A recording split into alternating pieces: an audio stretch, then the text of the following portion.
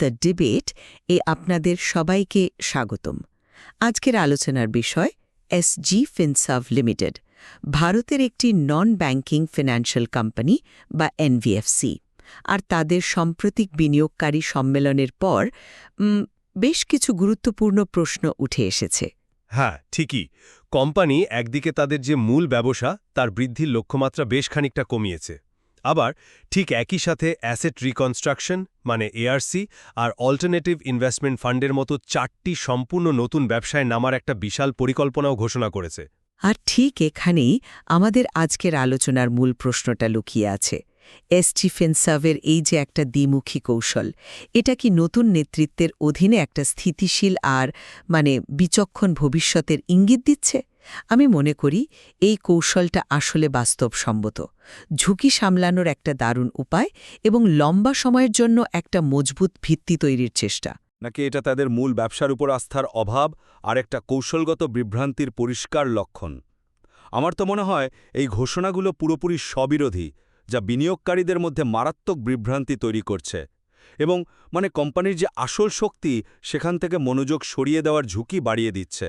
দেখুন, আমার মনে হয় এসজি ফিনসার্ভের নতুন ম্যানেজমেন্ট পরিস্থিতিটা খুব বিচক্ষণতার সাথে সামলাচ্ছে। একটা কথা তো আমাদের ভুললে চলবে না, কোম্পানিটা দুটো বড় ঝড়ের মধ্যে দিয়ে গেছে। এক, তাদের লাইসেন্স সংক্রান্ত একটা সমস্যা ছিল, আর দুই, সম্প্রতি টপ ম্যানেজমেন্টে একটা বড় ধরনের রদবদল হয়েছে।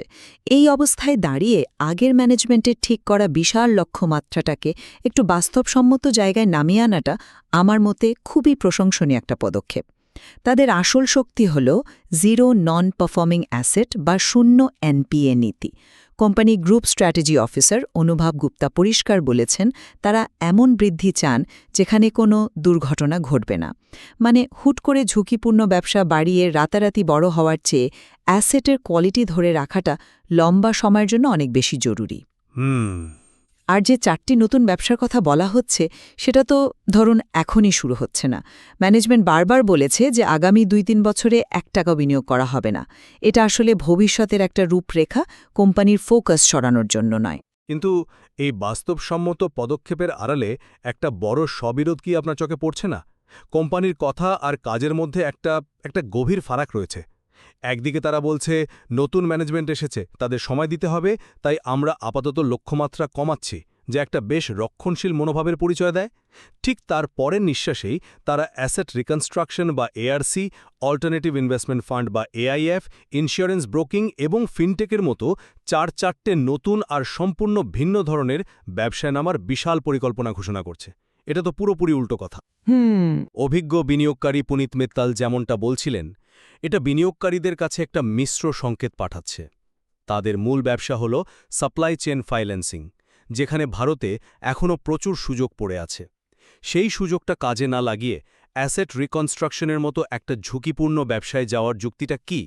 বিশেষ করে যখন সঙ্গীতা পুরুষোত্তমের মতো বিনিয়োগকারীরা প্রশ্ন তুলছেন যে এই নতুন ব্যবসায় সফল হওয়ার জন্য তাদের বিশেষ কোনো দক্ষতা বা রাইট টু উইন আছে কিনা। বিনিয়োগকারীদের প্রশ্নগুলো শুনলেই বোঝা যায় তারা কতটা বিভ্রান্ত আর চিন্তিত। আমি বুঝতে পারছি আপনি কেন অসঙ্গতির কথা বলছেন, কিন্তু আমি বিষয়টাকে একটু অন্যভাবে দেখছি। চলুন প্রথমে প্রবৃদ্ধির লক্ষ্যমাত্রা কমানোর ব্যাপারটা নিয়ে কথা বলি। নতুন সিইও বিনয় গুপ্তা যোগ দিয়েছেন মাত্র 2 মাস হল। যে কোনো নতুন টিমকে তো থিতু হওয়ার জন্য একটু সময় দিতেই হবে, তাই না? অনুভব গুপ্তা তো স্পষ্টই বলেছেন তারা আগ্রাসী হতে গিয়ে কোনো ভুল করতে চান না। নতুন ম্যানেজমেন্ট যখন আসে তখন তারা প্রায়শই আন্ডার প্রমিস ওভার ডেলিভার নীতি নেয়। প্রথমে লক্ষ্যমাত্রাটা একটু কমিয়ে রাখে, যাতে পরে প্রত্যাশার চেয়ে ভালো ফল দেখিয়ে সবাইকে চমকে দিতে পারে। এটা একটা পরীক্ষিত কর্পোরেট কৌশল। আচ্ছা, তাদের গ্রুপ কোম্পানি এপিএল অ্যাপোলো টিউবসের ক্ষেত্রেও তো এমনটাই করা হয়েছিল। প্রথমে লক্ষ্যমাত্রা কমানো হয়েছিল আর পরে ভালো পারফরমেন্সের কারণে আবার বাড়ানো হয়েছে। যদি তারা সময়ের আগেই লক্ষ্য পূরণ করে ফেলে তাহলে তো আবার সেটা বাড়ানোর সুযোগ থাকছেই। এই যুক্তিটা আমার কাছে খুব দুর্বল মনে হচ্ছে, কারণ লাইসেন্স সমস্যা মিটে যাওয়ার পরেও আগের ম্যানেজমেন্ট কিন্তু 2027 সালের মার্চের মধ্যে 6,000 কোটি টাকার এর লক্ষ্যমাত্রাটা বজায় রেখেছিল। তাহলে একমাত্র যে জিনিসটা পরিবর্তন হয়েছে সেটা হলো ম্যানেজমেন্ট। সঙ্গীতা পুরুষোত্তমের প্রশ্নের উত্তরে ম্যানেজমেন্ট নিজেই তো স্বীকার করেছে যে লক্ষ্যমাত্রা কমানোর একমাত্র কারণ হলো ম্যানেজমেন্ট পরিবর্তন। তাহলে কি আমরা ধরে নেব যে নতুন ম্যানেজমেন্টের সক্ষমতা বা উচ্চাকাঙ্ক্ষা আগের চেয়ে কম? এটা কি তাদের উপর একরকম অনাস্থা প্রকাশ করছে না? আরও বড় কথা হলো, এই সিদ্ধান্তটা দলের ভেতরের কর্মীদের উপর কী প্রভাব ফেলবে? একজন বিনিয়োগকারী যেমন প্রশ্ন তুলেছিলেন, এটা তো দলের উদ্দীপনা কমিয়ে দিতে পারে। আপনি যখন আপনার টিমের জন্য একটা সহজ লক্ষ্য ঠিক করেন, তখন কি তাদের থেকে অসাধারণ কিছু আশা করতে পারেন? এটা তো একরকম বলার মতো যে আমরা তোমাদের থেকে বেশি কিছু আশা করছি না। এখানে সক্ষমতার প্রশ্ন নয়, প্রশ্নটা বিচক্ষণতার। নতুন দল দায়িত্ব নেওয়ার পর একটু রক্ষণশীল হওয়াটাই স্বাভাবিক। এটা দায়িত্বশীলতার লক্ষণ, দুর্বলতার নয়। আচ্ছা, এবার নতুন ব্যবসার উদ্যোগের সময় আর প্রাসঙ্গিকতা নিয়ে কথা বলা যাক। ম্যানেজমেন্ট কিন্তু বারবার বলেছে এটা স্রেফ একটা ড্রয়িং বোর্ড পর্যায়ের ধারণা। আগামী কয়েক বছরে $1ও বিনিয়োগ বা নিয়োগ করা হবে না। এটা 2030 সালের মধ্যে কোম্পানি কোথায় যেতে পারে তার একটা সম্ভাব্য ছবি মাত্র। আমার তো মনে হয় একটা কোম্পানির এত লম্বা সময়ের পরিকল্পনা থাকাটা দূরদর্শিতার লক্ষণ। তারা শুধু আজকের কথা ভাবছে না, আগামী 10 বছরের কথা ভাবছে। সম্মেলনের প্রেজেন্টেশনে স্লাইড 14 আর 15 জুড়ে এত গুরুত্ব দিয়ে এটা উল্লেখ করার কি দরকার ছিল? এর ফলেই তো সব বিভ্রান্তি তৈরি হয়েছে। সঙ্গীতা পুরুষোত্তম আর পুনিত মিত্তালের মতো অভিজ্ঞ বিনিয়োগকারীরা যদি বিভ্রান্ত হন, তাহলে সাধারণ বিনিয়োগকারীদের কি অবস্থা হবে? তারা যদি শুধু বলতো যে আমরা এখন পুরোপুরি সাপ্লাই চেইন ফাইন্যান্সিংয়ে মনোযোগ দেব কারণ এখানে বিশাল সুযোগ আছে, তাহলে তো কোনো সমস্যাই ছিল না। পুনিত মিত্তালের কথাটা খুব গুরুত্বপূর্ণ। বাজার সাধারণত মনোলাইন লিডার, মানে যারা একটা নির্দিষ্ট ব্যবসায় সেরা তাদেরকেই পুরস্কৃত করে। এই নতুন ব্যবসার ঘোষণা দিয়ে এসজি ফিনসার্ভ নিজেদের একটা জেনেরিক এনবিএফসি হিসেবে তুলে ধরছে, যা তাদের বিশেষত্ব নষ্ট করে দিচ্ছে। ঠিক আছে, আমি এটা মানছি যে তাদের কমিউনিকেশন বা যোগাযোগটা আরও স্পষ্ট হতে পারত। ম্যানেজমেন্ট নিজেও এটা স্বীকার করেছে। বিনিয়োগকারী অখিলেশ কুমারকে তারা প্রতিশ্রুতিও দিয়েছে যে ভবিষ্যতে তারা এ বিষয়ে সতর্ক থাকবে। কিন্তু দেখুন, তারা কতটা ধৈর্য ধরে সব প্রশ্নের উত্তর দিয়েছে, তারা স্বচ্ছ থাকার চেষ্টা করেছে। তারা এটাও বুঝিয়ে বলেছে যে বিনিয়োগকারীদের জন্য যে গাইডেন্স দেওয়া হয় আর কোম্পানির ভেতরের কর্মীদের জন্য যে লক্ষ্যমাত্রা থাকে, দুটো সবসময় এক হয় না।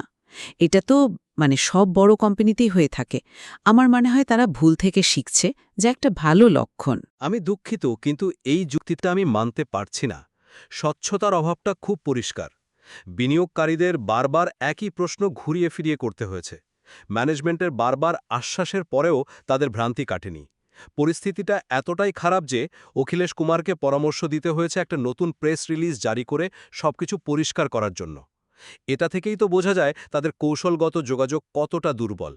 যখন আপনার নিজের কৌশল ব্যাখ্যা করার জন্য বারবার আশ্বাস দিতে হয়, তখন ধরে নিতে হবে কৌশলের মধ্যেই কোনো বড় সমস্যা আছে। একদিকে তারা বলছে কোনো বিনিয়োগ হবে না, অন্যদিকে প্রায় 400 কোটি টাকার বিনিয়োগের একটা রূপরেখাও দেখাচ্ছে। এটা তো সরাসরি স্ববিরোধী কথা।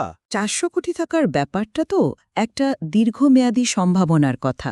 এটা তো আগামীকাদের পরিকল্পনা নয়। তারা এটাকে একটা ব্রড বেসড ভিশন বলেছে।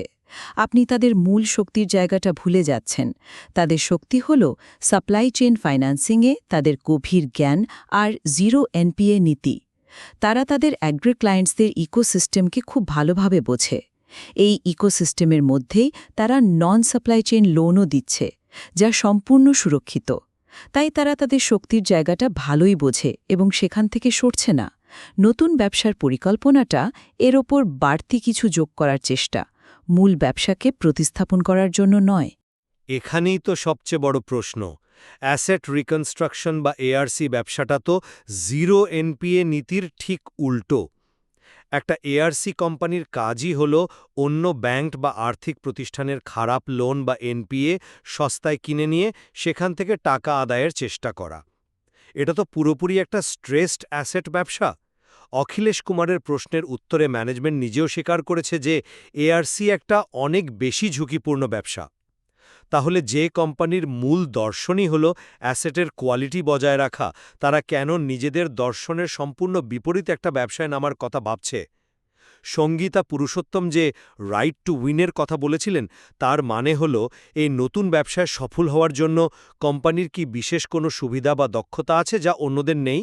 সাপ্লাই চেইন ফাইন্যান্সিংয়ে তাদের সে দক্ষতা আছে, কিন্তু স্ট্রেসড অ্যাসেট ব্যবসায় তাদের সেই ক্ষমতা কোথা থেকে আসবে? এটা তো তাদের ফোকাসকেই নষ্ট করে দেবে। তাদের উচিত ছিল সাপ্লাই চেইন ফাইন্যান্সিংয়ের যে বিশাল সুযোগ, যেখানে তাদের মতে 2030 সালের মধ্যে 10,000 কোটি টাকার লোন বুক তৈরি করা সম্ভব, সেটার উপর সম্পূর্ণ মনোযোগ দেওয়া। এগোতে চাইছে। নতুন ম্যানেজমেন্ট একদিকে রক্ষণশীল হয়ে বর্তমানকে সামলাচ্ছে আর অন্যদিকে ভবিষ্যতের জন্য একটা বড় স্বপ্ন দেখছে। এই দুটোর মধ্যে একটা ভারসাম্য রাখার চেষ্টা করছে তারা, যার মূল ভিত্তি হল তাদের শূন্য এনপিএ নীতি। নতুন ম্যানেজমেন্টকে সময় দেওয়া এবং ভবিষ্যতের জন্য একটা রূপরেখা তৈরি করা, এই দুটো বিষয়কে একসাথে দেখলে আমার মতে এটা দীর্ঘমেয়াদী বিনিয়োগকারীদের জন্য একটা ইতিবাচক সংকেত। আর আমার মতে কোম্পানির কৌশল আর যোগাযোগ দুটোতেই স্পষ্টতার অভাব রয়েছে। তাদের এই দ্বিমুখী বার্তা তাদের মূল ব্যবসা অর্থাৎ সাপ্লাই চেইন ফাইন্যান্সিং এর ওপর থেকে ফোকাস হারানোর একটা বড় ঝুঁকি তৈরি করেছে। আর এর ফলে বিনিয়োগকারীদের মধ্যে যে অপ্রয়োজনীয় উদ্বেগ আর বিভ্রান্তি তৈরি হয়েছে, সেটা একটা প্রতিশ্রুতিমান কোম্পানির জন্য কখনোই ভালো লক্ষণ হতে পারে না। নাকি কৌশলগত বিভ্রান্তির কারণে তাদের সম্ভাবনা কমে যাবে? এই বিনিয়োগকারী সম্মেলনের তথ্য আর আমাদের আজকের আলোচনা শোনার পর শ্রোতারাই তাদের নিজস্ব সিদ্ধান্তে পৌঁছাতে পারবেন। আর এই আলোচনাটা এখানেই শেষ হচ্ছে না। কোম্পানির আগামী পদক্ষেপগুলোই বলে দেবে তাদের আসল উদ্দেশ্যটা কী ছিল। তাই এই বিষয়ের উপর নজর রাখাটা জরুরি।